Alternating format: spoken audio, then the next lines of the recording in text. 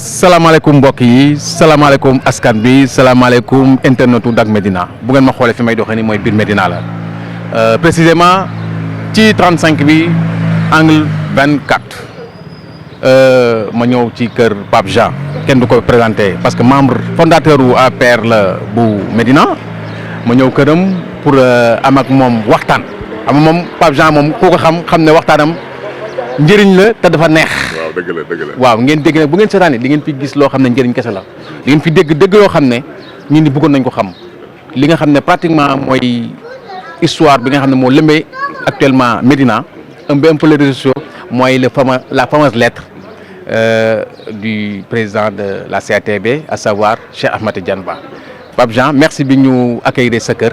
jërëjëf c'est un plaisir partagé. asalaamaaleykum. maa ngi tudd Pape Jean Ndiaye du conseil municipal fii APR Médina di membre fondateur du parti de l'APR maa ngi leen di nuyu yéen waa Dak Médina di leen siyaare bu baax a baax di rafetlu seen tawaay di rafetlu seen liggéey aussi également di nuyu également suma xarit yi fi nekk sama dëkkandoo suma ay soxna suma ay rak suma ay nit yu baax ñi nga xam ne tey jii dañ ñëw ñu def benn genre te débat rek ñëw fii wootewuñu nag dañu ne rek nañ ñëw toog ñu waxtaan donc voilà. maa ngi rafetlu yi nga wax effectivement ku ne Pape Jean Ndiaye fii ci APR xam ne je fais partie des membres fondateurs du parti loolu moom leer na ku ne xam nga sax dama doon xool léegi sama carnet de comité ndax fan yi paase dafa am coow bu bari bu fi am ñii di laaj ci est-ce que war nañ ko demander wala est-ce que war nañ ko bind. waaye xëy na nag boo xamul. y a une lettre ouverte bi nga xam ne. le directeur général Cheikh Ahmed Tidiane Ba justement loolu bokk na ci li nga xam ne gën na tax ñu ñëw fii. lettre ouverte bi ñu adressé la ko. ñu ngi circulé ci réseaux sociaux yi. gis nga ko lire nga ko. tout à fait. bi nga ko liiree lan mooy sa première impression. du lu ma lire parce que loolu lu ñu bind li ma wax la. ok dañu demoon ci benn invitation bi nga xam ne sunu benn xarit bu baax honorable Ndeye Seynabou Ndour invité ko fii këram. def ndogu. ok mu invité tous les responsables du parti invité tous les responsables de la coalition Benno Bokk Yaakaar. ok invité les riverains invité ku nekk mu nekk yëf bu neex. ma xool plateau bi ñi ngi lekk njóobeen yaa ngi jàpp ci croissant yi di lekk. ku nekk ngi bànneexoo ku nekk ngi waxtaan. jàmm bari fa. man leen gis nga ni ñu toogee nii nag li ça prouve que jàmm ci leen lépp xaj ñun ñëpp dañu war a ànd dans l'unité. parce que kuy politique ku ne nga jàpp ne yow toi seul tu peux gagner des élections da ngay ndax sa bopp. kuy politique ku nekk yor parti tey jii fu mu toll ni configuration bu mu toll les choses ont changé bu njëkk ba dañu gis benn parti kese mooy dem élection daal di ko gagner. léegi ñu ñëw ci ay association ñu ñëw ci ay coalition ñu ñëw ci ay benno et cetera ça veut dire que l'union fait la force. loolu waxu mag ñu njëkkee loolu mag ñu naj dañu dajale woon ci seen biir kër ñu ñëw toog ci ëtt bi. di waxtaan nu ñu war a liggéeyee pour organiser wu pour liggéey pour demee kon bu fekkee da nga bëgg am une victoire mënoo def leen lu dul nga dajale toutes les forces vives de la Médina ñu ànd ensemble. mais apparemment li ngay wax ni c'est pas ce qui se voit sur l'échiquier politique bu ñu xoolee seen camp Benno Bokk Yaakaar gis nañ ne déjà am na ay candidatures déclarées wu est-ce que yow déjà di gisoon ne démarche bu inélégante la par rapport ak coalition bi.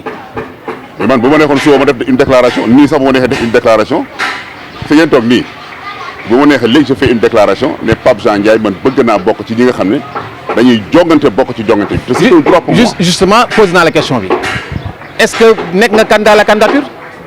ma ne bu ma neexee. waaw man bu ma neexee Pape Jean Ndiaye ma ne demain je veux être maire de la Médina. mais rien ne vous l'empêche vous voulez l'être.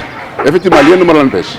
mais xam nga parti dañu nekk ci une partie organisée. dañ nekk ci benn structure boo xam ne nous sommes organisés. oui man boo xoolee moo combat toujours xëy na am na ñeneen ñoo xam ne am nañu même idéologie bi mu am. musuma xeexal sama bopp pour man kase man ba muy dugg ci xeex dafa am fu Sénégal tolloon. ma ne kon on doit changer il faut li fi nekk ñu jël lu bees indi ko. ma ñëw gis Macky Sall génn ma nekk son premier MC. Macky Sall moo doon taxaw ci plateau ma yor micro di ko organiser di ko defar bu mu neex di dóor lu ma neex. ok nekk un commissaire politique dans le département de Dakar et partout dans toutes les régions du Sénégal du essence du transport ma dem de façon volontaire ne kii dinaa ko jàppale bu mu nekk président ma ñëw fekk ci biir këram ne ko président gëmal ne tu seras le 4e président en 2009 mu ne foo ko teg ma ne ko ñun ku ñu àndal nga falu. kon yow da nga am science divinatoire. ñun ku ñu àndal nga falu. mais kon Pape Jean damay permettre mu poser la yow xam nga ki nekk le prochain maire de la Médina. non man je suis un faiseur de roi. le futur roi et futur maire de la Médina qui ça doit être. je suis un faiseur de roi. oui man ku ma àndal nga gagné. kan ngay àndal yow. non man ku ma àndal nga gagné. yow kan nga àndal. en tout cas. waaw ki may àndal mooy. ki nga xam ne les élus de principe yi nga xam ne ay 19 élus lañu. ma leen di saluer au passage. moom la ñu mënoon lim kenn ku nekk sa tur ma lim ko. waaye émission bi mayuma loolu. ma leen di féliciter ci combat bi nga xam ne ñu ngi koy combattre di jàppale waa Médina. parce que dafa am benn injustice bi nga xam ne dafa am ci biir mairie bi. depuis avril passé am na léegi 1 an. ñu ciy xeex di wane seen bopp gis ngeen lu bëri. ay délibération yoo xam ne dañ ko changé yoo xam ne dañ ko annulé ay virement de crédit yu ñu annulé ñu nekk di ci xeex pour que rek yëf ñu teg ko ci yoon. parce que dañ jàppoon ne yëf ñu teg ko ci yoon. mais bañ leen ba ci biir xam ne ki ñu doon àndal daf ñu doon nax. waaye du ñun kese la nax parce que ñun ay représentants Médina kon toute la Médina la nax toute la Médina la trahir ñu liggéey ci liggéey bu am solo ma leen saluer au passage. tey jii ba ma mënoon lim ku ci nekk sa tur wax la sa liggéey ci biir Médina. sa liggéey sa engagement bi nga xam ne moom la ñu am ci collectif boobu. maintenant revenons au sujet. Le sujet c'est que lettre dañ ko bind te liñ ciy wax mooy comment est-ce que vous allez faire yéen coalition Benno Bokk Yaakaar pour dem à l'unité te buñ ko waxee buñ ko waxul buñ defu fine bouche dëgg la am na ñaari camps yu dégagé wu. te combat bi est-ce que soriwul au point où retour ñun ñi mën nañ dellu si waat parce que gis nañu cristallisé wu nañu. yow da nga nekk ci diggante bi pour dox.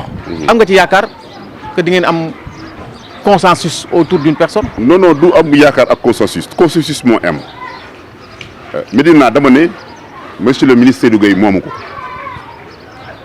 le directeur général Cheikh Ahmed Tidiane Ba moomu ko man Pape Jean Ndiaye moomu Médina waa Médina ñoom moom seen dëkk Médina. effectivement Médina pour les Médinois dañ ne dinañ def des enquêtes dem ci quartier yi les 4444 maisons de la Médina. ñu demander tout ce qui est association tout ce qui est regroupement tout ce qui est mouvement ak kuréel bu mu mënta doon ay personnes ressources ay responsables yi nekk bi maintenant ñu laaj leen il est temps qu'on change lu ñu war a changer dañu war a changer li fi nekk indi leneen li gën li fi nekk ñëpp xam nañ ne ñun pare nañ ci maire bi waaye léegi kan la fi war a indi bu ñu defee sur les 4004 def benn sondage boobu lu mu ñu jox. bu fekkee ne toute la Médina tey ji dañ ne Seydou Gueye mu leen di jiite ñun nangu ñun ñëpp waxtaan ñu ànd jàppale ko man nee naa ku waa Médina génnee man sama bopp je ferai partie du premier le premier directeur de campagne de cette personne wala boog de ce candidat. mais li nga xam ne démarche novatrice la et c'est une démarche salutaire. oui mais yaakaar nga su ngeen ko defee ñaari camp yëpp ku perte na d'accord. non mais ñëpp dem nañ ci ñoom. dem nañ gis ak Cheikh Ba. qu'est-ce qu'ils ont dit waxtaan ak moom ils ont dit ñu ne leen. sondage bi ñu génne ñun moom la waa Médina génne et par force dañ koy suivre ñu ne d'accord nañu. ñoom ñaar ñëpp Seydou Gueye dem nañu wax ak moom mu ne d'accord na Cheikh Ba dem nañu waxtaan ak moom mu ne d'accord nañ te ñoom rek nekkuñu fi y a d'autres Sidi Sam mi ngi fi am na ñoo xam ne defaguñu seen déclaration. yëf yi des na de gars yi dañoo teel a wax rek. donc ñaar a génn mais am na ñeen ñoo xam ne génn. ma ne la am na yeneen 11 yu génn. ok am na yeneen 11 yoo xam ne ñu ngi toog jàpp seen njàmbur. il y a depuis peu de temps benn slogan boo xam ne dañ ko génnee. muy soit un problème de profilage. wala un problème comment dire encore boo xam ne le meilleur candidat. oui tout à fait le meilleur profil boobu. waaw ci sunu waxtaan boobu ci laa ko génne man mii maa ko génne. ok ma ne on va voir le meilleur profil. profilage bi lan lay doon lan mooy. profilage bi mooy benn. waaw ñun Médina xam nañ ne la demande sociale dafa forte. ok kon il faut que ñu am quelqu'un qui est généreux. quelqu'un boo xam ne tey jii bu ñu jëlee alalu Médina dénk ko dina am générosité gis ñi nga xam ne néew ni doole la mu jàppale leen sans que kii sama parti la bokk wala quand kii sama mbokk la waaye tant que kii sama nangam sangam non diw Médina la dëkk c'est un ayant droit mu am une générosité mën di mën a toog di déglu nii c'est-à-dire un leader capable, c'est ça qu'on a besoin. Nous soxlawuñu am un maire boo xam ne day toog di saaga nit ñi. soxlawuñu un maire boo xam ne day jël nit ñi leen maltraite de n'importe quoi. loolu du yoon parce que tey jii mënuñu jël suñu ay milliards dénk la ko moomuloo ko. parce que recettes yi nga xam ne moom ngay jël fii ci biir mairie bi loolu du sa xaalis le maire bi nga xam ne dañ ko fal ñun ñoo koy fay on lui paye 300 000 francs par mois yow loolu la ñuy dégaale ak yow. kon jël nañu sa 300 000 francs la ca des kooku c'est pour les Médinois. ñi am seen problème ordonnance ñi feebar ñi nekk ci ay urgence ñu toppatoo leen kon dañu soxla boobu générosité soxla nañ koo xam ne am na xam-xam. parce que tey jii les choses ont changé. tey jii on a besoin y a un programme boo xam ne dañ ko wax PPP programme boo xam ne dafa bokk ci PPP. dafa lay mën a programme partenaire international dafa lay mën a permettre ngay mën a génn à l'étranger di uti ji ay fonds di uti ji ay partenaires nga xam ne dañuy ñëw en échange ñuy jàppale suñu communes yi nga xam ne amuñu doole. parce que tey jii boo xoolee aux États-Unis y a des communes yoo xam ne ñoo ëpp doole sax budget Sénégal commune yoo ëpp doole budget Sénégal ñooy seen xaalis boobu doyuñu ko dara dañ koy jël di ko investir ko jàppale aux pays pauvres te ñun Sénégal soxla nañ ko rawatina suñu commune bii nga xam ne mooy Médina te Médina yomb naa defar Médina xoolal tali ñun est-ce que soxla nañ tali soxlatuñu tali parce que tali am na fi déjà xëy na dañuy defaraat réfectionné au passage ñu ngi siy salué bu baax a baax monsieur le président de la République ci tali yi mu defal autour def diamètre 12 loo xam ne yàgg nañ koy jooy mooy mu ñëw def ko loolu vraiment c'est une fierté pour nous les Médinois et il a beaucoup fait tey jii boo xoolee ci wàllu assainissement tey jii si premier arrondissement bi le président jël na plus de 70% ci li nga xam ne mooy budget bu ñu waroon dugal ci premier arrondissement bi lépp mu ne xëpp leen ko Médina Médina bu mu amati ndox bu mu taawat. day montré ne président Médina soxal na ko. mais donc il n'est pas question Benno Bokk Yaakaar di gagner est-ce que loolu laay dégg si wax ji. mais tout à fait. donc femme li encore une fois je reviens au slogan il y a ñaari slogan yoo xam dafay dégagé wu. c'est un problème de choix ak problème de profil ñaari choix yi ban nga ci bëgg na bëgg ñaari slogan yi. non le profil c'est mieux. yow profil moo la gënal. mais profil dafa am ñu ko dégagé. est-ce que da nga far foofu kon. non déggoo nee naa le profil. oui man maa ko wax. man Pape Jean Ndiaye bi ngay waxal nii. mais il y a d'autres qui parlent de choix. non am na bon choix ak profil booy xool boo demee ba ci biir. yëpp après dañuy am fu ñu daje. day am fu ñu daje. waaw dafa am fu ñu daje. parce que déjà choix bi bëgg nañ nag ku rafet ku taaru. bëgg nañ ko yaaññi bëgg nañ ko généreux. bëgg nañ ko am xam-xam. bëgg nañ koo xam day déglu nit ñi. et ça c'est important xam nga leader. lu jafe la. dañ ne dañuy jàng leadership école. waaye da ngay. c'est inné parfois bi gën a wóor bi gën a leer mooy nga juddoog ne leader. c'est inné parfois. da ngay gis ay xale bu ñuy foo ñoom ñëpp ñu toll benn âge mais toujours il y a un leader qui se dégage. loolu yàlla moo la ko may loolu dafa am ñoo xam ne ils ont le leadership naturel. boobu moo gën loo gis parce que li nga jàng bu la neexee nga lire ko bu la neexee nga tëj ko waaye li nekk ci yow noonu ngay doxalee kon il faut que ça change parce que tey jii li fi nekk nii tey jii bu fekkoon ne dañuy xool ci wàllu profilage wóor na yàlla xam ne kon maire bi nekk fi tey jii kon du woon nekk le maire de la Médina. mais suñu dee ci profilage d'après li ma dégg profil bi buy dégagé wu autour de quelques personnes la li ma dégg nga wax. ci liñ koy gis ñi nga xam ne ñoom yaakaar nañu c'est des personnes susceptibles d'être des candidats à la candidature. ay nit yu tuuti la ñu doon. léegi bu ngeen seen le syndrome des locales de 2014 yaakaar nañu ñu ngi leen di gete parce que lu mel ni amoon ngeen ko ci 2014 mais fexe ngeen ba am dissension moo tax maire bi génn haut la main. est-ce que yaakaaru ne le même problème mi ngi commencé di leen gete wat su leen sax matt bu leen xat bi mattul déjà. 2014. oui. ak 2009 yëpp on a fait des élections. oui en 2009 def nañu élection ak la coalition Dekkal Ngor ñu jël 3e ñëwul 2014 ñu waroon a nekk au pouvoir parce que PS dañ fi nekkoon jël toutes les mairies. PDS nekk fi téye mairies yi ñun ñu nekk fi au pouvoir war a téye mairies yi waaye nag nit nag loolu liggéeyul doo ko fekk ah. mais ce que vous avez fait perdu mi ngi fi ba tey. non stigmates yi ñi ngi fi. non les choses ont changé li taxoon ñu perdre dissension bokk na li tax ngeen pertoon élection yi. dëgg la c'est vrai xëy na peut-être ñàkk organisation ak maa moom bu njëkk ba 2014 da ngay taxaw ku jékki-jékki ne man maa moom Médina ñun ñu nangu bàyyil garaawul waaye c'est une expérience qu'on a vécue tey jii la ñu nangoon 2014 mais duñ ko nangu 2022 c'est impossible moo tax guddi yi ñu toll nii ñu taxawee noonu ñun nous sommes là pour prendre la Médina nous sommes là pour gagner ñëwuñu fii pour parce que telle personne moo tax ñu ne le meilleur profilage dañuy xool parce que c'est une évaluation boo xoolee 2014 ba tey jii on n'a pas fait d'évaluation defuñu évaluation et on devait évoluer pourquoi on a perdu le président a mis beaucoup de mains sur la Médina et on devait gagner ces élections am na ay failles du mu ci revenir parce que tey jii position bi ma toog tey président dafa ma jox billet màkk ne ma Pape Jean demal nga siyaar ji Yonent bi sallallahu alayhi wasallam et xam naa pourquoi mu def ko xam nga gars yi dañu fa ne man xulookat la mais c'est ce que les gens. xam nga gars yi fa ne dañuy yaakaar damay xeex xam nga man sama nature la man quand je parle fort ndax li may dama bëgg li may wax nit di ko dégg parce que man li may wax dama ko gëm. Pourtant man c'est ce que j'allais dire ma ne waaw mais Pape Jean dafa assagéru ci diggante bi. dafa changer de posture qu'est-ce qui s'est passé mais j'entends un nouveau discours. waaw mais qu'est-ce qui s'est passé entre temps. non mais am na solo xam nga nit ñi boo nekkee ñoom da ngay naxante ñoom wàcce sa bopp loolu du dara. donc missionnaire nga. voilà ñun fu ñu toll nii loolu parce que tey jii bu ñu demee ba tey jii y a combien de ministres qui m'ont appelé 7 ministres m'ont appelé ba ñu lire la lettre ouverte ñu ne Pape Jean mes félicitations. mais waaye man du mu ne Pape Jean mes félicitations maanaam ko may félicité. ki nga xam ne moo bind ñeme jël page Facebook am bind la lettre ouverte adressé ma ko.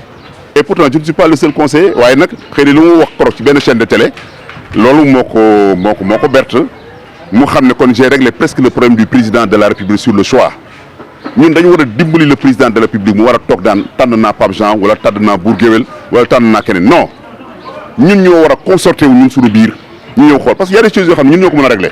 mais yaakaar nga ne di sur 557 communes waa ji mënul jël di woote chaque fois ne diw non mais ñun bu ñu xoolee ñun suñu profilage bu baax ñun ñëpp ñu ànd ci ne diw la ñuy jiital mais kooku ñun ñëpp war nañ ko mën a nangu. yaakaar nga ne le consensus se trouvera. non day nekk ci nii wala day nekk ci nele.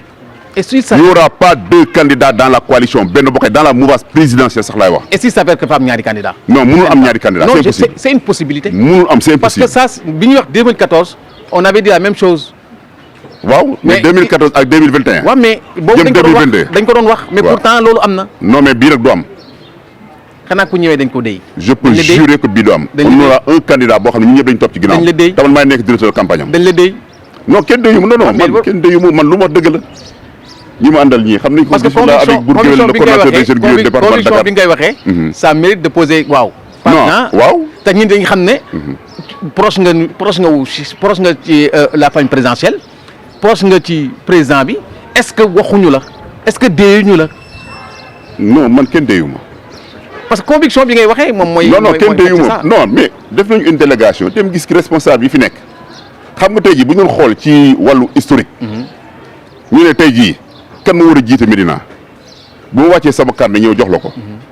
man ba may monté sama comité fii le 21 décembre 2009 amul kenn ku am fi ndombal tànk koo xam ne monté na comité am en 2009. raison pour laquelle personne ku ci monté comité xam nga kañ nga ko monté 2011 2 ans après mon comité. ah mais c'est mais kon maa gën a légitime Médina pour wax man je suis une voix autorisée. personne n'est plus légitime que vous. waaw moo tax ñëpp dellu si ne ma Pape Jean problème mu Médina yaa ko mën a régler. donc pourquoi pas. léegi au delà de ça sax waxtu ji sax Médina. mais ñu ne problème mu département de Dakar yaa ko mën a régler. donc pourquoi et pas je peux le régler moo tax ma ñëw portefeuille bi. léegi bay toog du ma xuloo damay waxtaan ne gars yi ñëw la ñu diisoo. ñu waxtaan. nous pouvons mën nañu xaar ëllëg Pape Jean nekk candidat wu à la candidature pour la mairie de la Médina on peut s'attendre à ça. non tollaguñ foofu. mais c'est possible. non l'impossible n'existe pas en politique. donc c'est possible. non dama ne l'impossible n'existe pas en politique. oui c'est ce que je dis donc y a nga rendre possible. non ma ne l'impossible n'existe pas en politique. je suis d'accord donc je dis yaa ngi koy légitimer c'est quelque chose qui est bien possible. man taxagu ma ne man je serai candidat. non du ma taxaw ma de. mais su ëllëg su ma ñëwee nee ma Pape Jean candidat la waruma berte parce que mën na nekk. non bàyyil ma nekk directeur de campagne rek.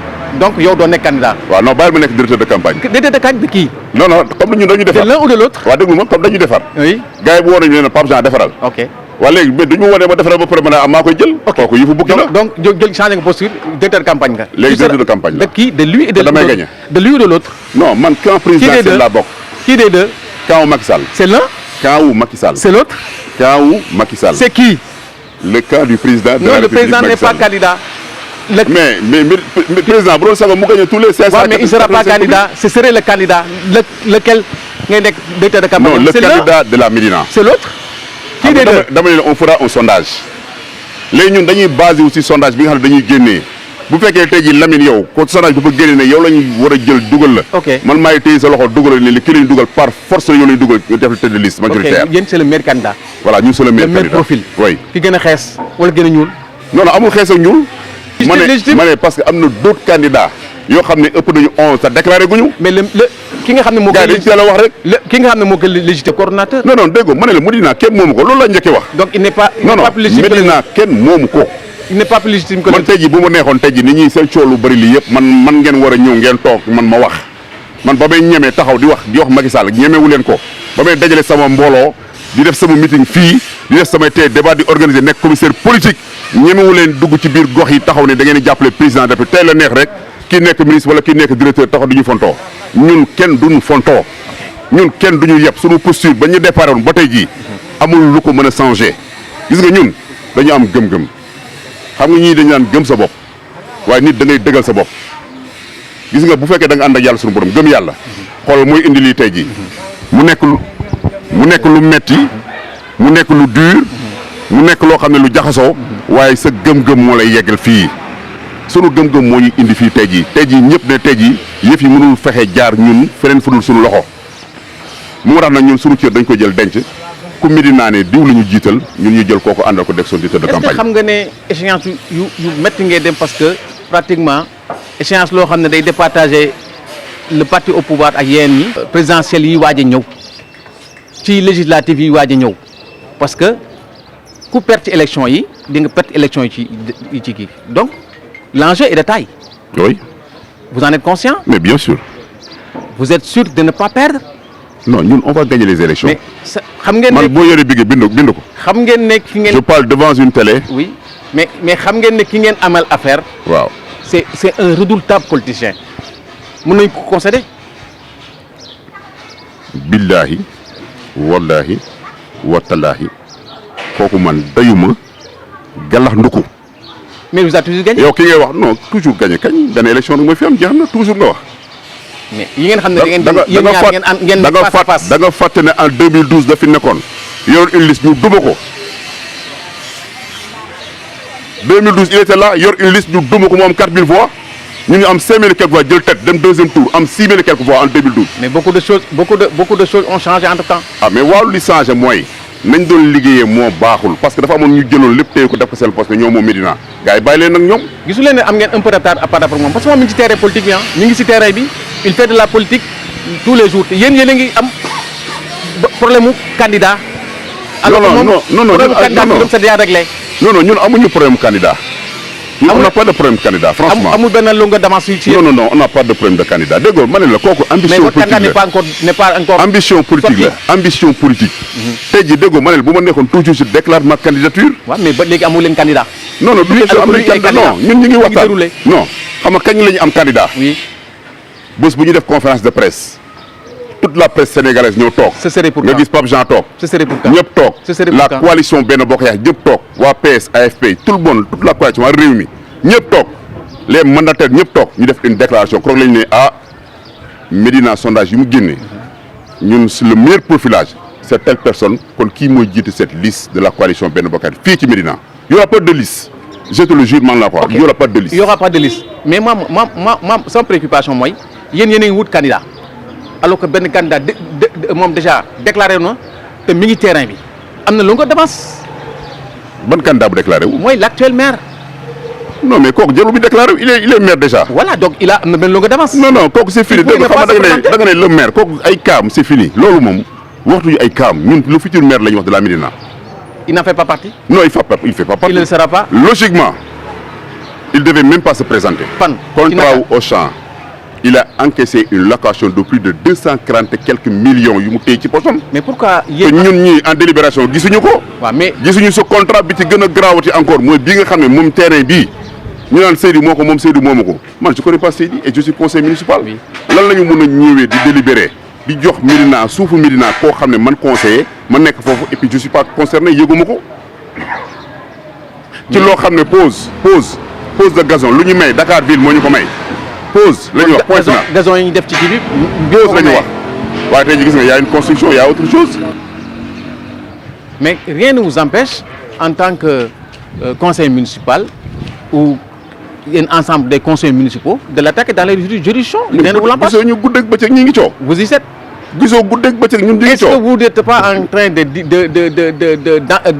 légitimer ce qu'ils disent que yéen conseils yi yéen a nekk ci derrière collectif bi. non non ñun nekkuñu ci benn déedéet collectif. Les gens le disent. Le collectif dañuy fekk ci terrain xoolal collectif bi kañ la juddu ça fait même pas 3 mois. Oui, mais collectif bi. Nous sommes là depuis avril. Oui. Le 8 avril 2020 la ñuy génn di wax ba avril 2021 le collectif n'a même pas fait 2 mois ñun coow nañ fii préfet atte jox ñu dëgg joxaat ñu dëgg encore une fois joxaat ñu encore dëgg ngeen gis ay inspecteurs yu ñëw contrôler la Médina inspecteurs yi ils ont fini leur rapport ñu jël rapport bi jox ko le président de la République. mais rapport yi lu tax. rapport boobu non déggoo ma ne la waa ji dootul du campagne il va pas se présenter rapport yi ñun ñoo koy génne doo ko ci table ji et il va les répondre. kon gis nga rapport yi.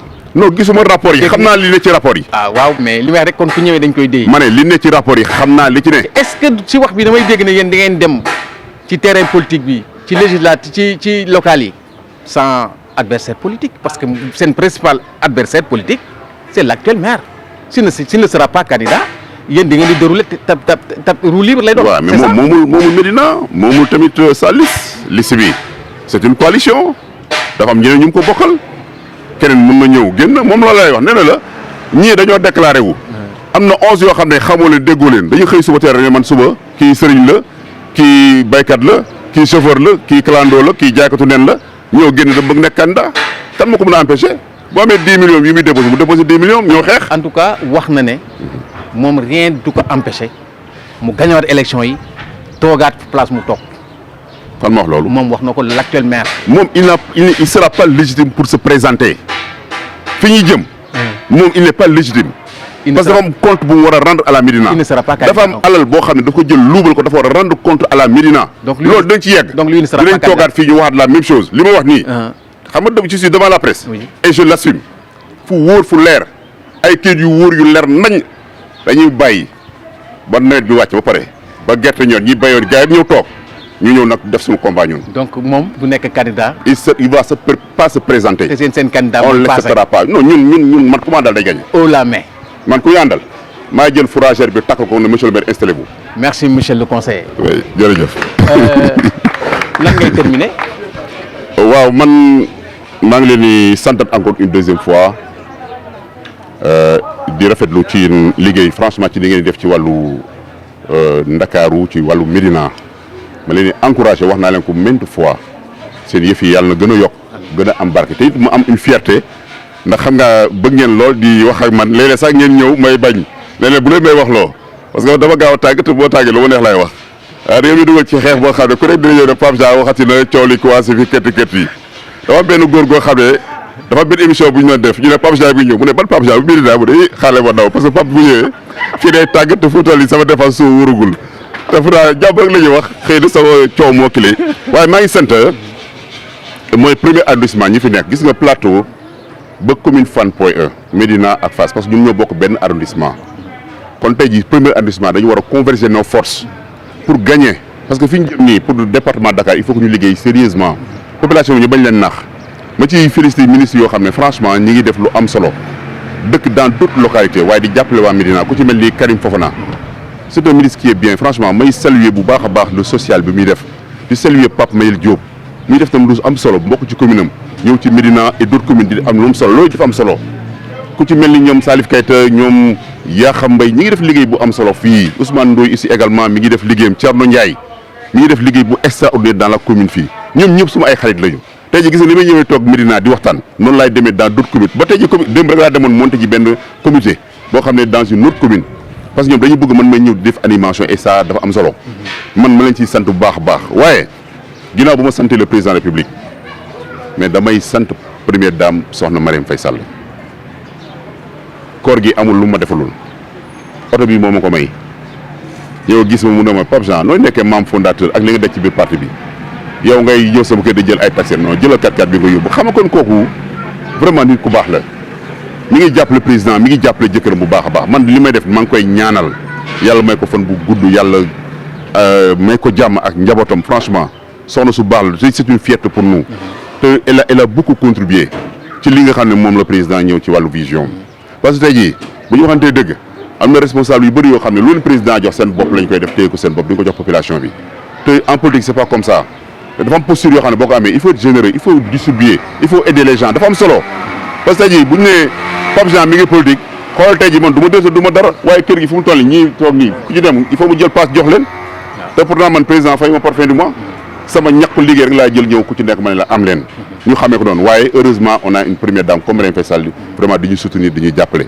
may nduyu sama xarit yi fi nekk yëpp sa ginnaaw sama soxna moom jarul ma koy sant di nduyu Bour Guéweul muy le coordonnateur des jeunes griots du département de Dakar mu nekk xale bu am jom ñoom tam di lépp lu may liggéey rek day ànd ak man ci terrain bi amul suba amul ngoon wax dëgg yàlla à tout instant fu ñu dem dañuy ñëw ànd mu nekk xale bu ñu war a jàppale xale la boo xam ne fii premier arrondissement bi war nañ ko sab ñëw teg ko ndax mooy sunu griot mooy sunu lépp tey loolu dafa am solo di nduyu ñi fi nekk ñëpp xëy na bu ma mënoon a cité ñoom ñëpp ma cité leen waaye ñoom Mame Marie vraiment ñoom Koña ñoom bébé Jean samay doomam fii ñoom Marème Sy vraiment sunu chef de quartier ñoom Bann ñoom Khady Seydi vraiment ñoo ñëpp a ngi fii ak ñeneen ñoo xam ne tam wax dëgg yàlla di nuyu waa koñ bi di nuyu waa Médina yëpp en tout cas di waxaat encore une fois nii coow li jaru ko jarul xeex jarul xuloo weer bi deewee yow ministre boo demee nga jël sa 5 millions kii bu demee jël 5 millions am na ñoo xam ne amuñu sax 1000 francs par mois nañ bàyyi xel nit ñi kon tey jii heure fu ñu dem samp maire jarul xuloo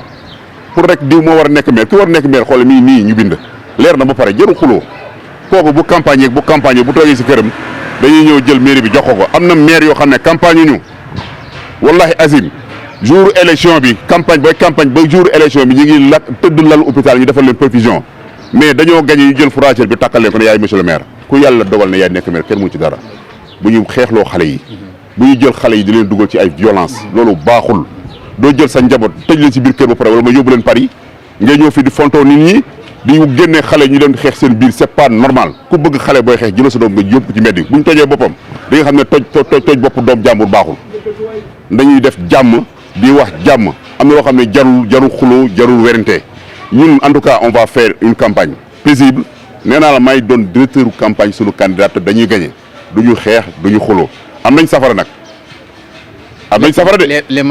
les marrons du feu.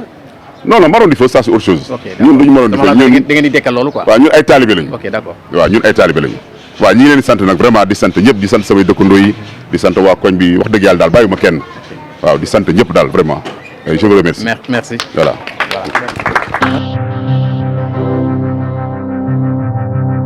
Dak Médina.